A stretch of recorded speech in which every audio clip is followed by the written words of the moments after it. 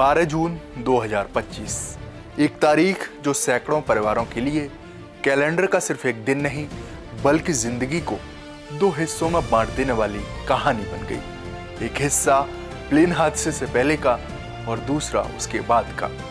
अहमदाबाद से उड़ान भरने वाले एयर इंडिया 171 विमान में बैठे शायद लोग नहीं जानते थे कि उनके परिवार से उस दिन हुई कॉल, मैसेज और मुलाकात आखिरी होगी।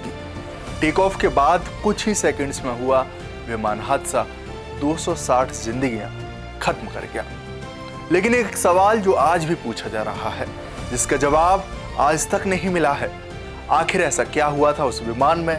ब्लैक बॉक्स से लेकर इंजन तक हर पुर्जे की जांच हो रही है, लेकिन हादसे की कहानी अब भी अधूरी क्यों है?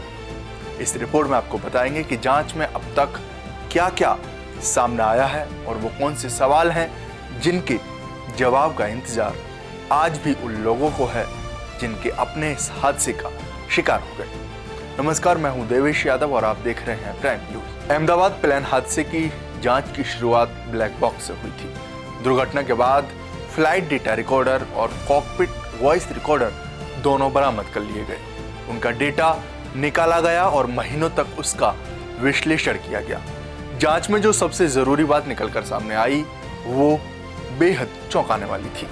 पता चला कि विमान के टेक ऑफ के कुछ सेकंड बाद ही दोनों इंजनों को ईंधन पहुंचाने वाले fuel cut off switch cut off स्थिति में चले गए, यानी दोनों इंजनों की शक्ति लगभग एक साथ खत्म हो गई। पायलटों ने स्थिति संभालने की कोशिश की, इंजन दोबारा सक्रिय करने की कोशिश भी हुई, लेकिन तब तक बहुत देर हो चुकी थी। विमान के पास न पर्याप्त ऊंचाई बची थी और ना ही पायलट के पास समय। यहीं तक कहानी स्पष्ट है, लेकिन इसके आगे जांच अब भी रहस्य बनी हुई है। ऐसे में सवाल है कि आखिर fuel cut off switch cut off स्थिति में पहुंचे कैसे? क्या किसी तकनीकी खराबी ने ऐसा किया? क्या किसी इलेक्ट्रॉनिक सिस्टम ने गलत कमांड दी? क्या इंजन कंट्रोल सिस्टम में कोई समस्या थी या फिर कोई और वजह थी जो अभी तक सामने नहीं आई है? इन्हीं सवालों के जवाब तलाशने के लिए जांच एजेंसियां आज भी काम कर रही हैं। इंजन इस विमान की जांच का सबसे अहम हिस्सा बने हुए हैं। विशेषज्ञ engine control system, electronic unit और उससे जुड़े डेटा की गहराई से पड़ताल कर रहे हैं। भारत में जांच कर रही टीम ने फॉरेन स्पेशलिस्ट के साथ मिलकर अमेरिका और फ्रांस में भी मामले की जांच की है। लेकिन आज एक साल बाद भी आखिरी रिपोर्ट जारी नहीं हो सकी है। ऐसे में कहा जा रहा है कि जांच कर रही टीम किसी संभावना के आधार पर नहीं बल्कि ठोस साइंटिफिक रीजंस के आधार पर निष्कर्ष देना चाहती हैं। लेकिन समय बीतने के साथ सवाल और भी बढ़ते जा रहे हैं। पायलट संगठनों ने जांच प्रक्रिया को लेकर चिंता जताई है।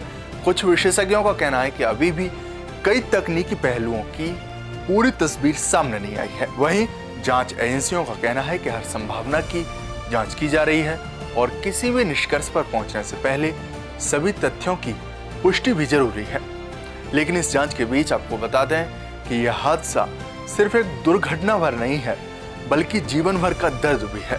एक साल पहले जिन घरों से लोग निकले थे या पहुंचने वाले थे, वहां आज भी उनका इंतजार हो रहा है। कुछ दरवाजे आज भी उसी उम्मीद में खुलते हैं जो कभी पूरी नहीं हो सकती। उन परिवारों को सिर्फ रिपोर्ट का इंतजार नहीं है, उन्हें उस सच का इंतजार है जो बताए कि उनके अपने आखिर उनसे कैसे छिने। और यही वजह है कि एक साल बाद भी ये जांच सिर्फ एक प्रक्रिया नहीं बल्कि जवाबदेही और न्याय की तलाश भी बन चुकी है। आज जब इस घटना को एक साल पूरा हो चुका है, तब की स्थिति ये है कि ब्लैक बॉक्स का विश्लेषण पूरा हो चुका है। ये स्पष्ट हो चुका है कि दोनों इंजनों का ईंधन बंद हुआ था, लेकिन ये अब भी स्पष्ट नहीं है कि ईंधन बंद कैसे हुआ। इंजनों की जांच जारी है और आखिरी रिपोर्ट आना अभी बाकी है। फिलहाल आपकी इस रिपोर्ट पर क्या राय है, हमें कमेंट बॉक्स में जरूर बताएं। साथ ही हमारे इस चैनल को सब्सक्राइब करना ना भूलें। शुक्रिया।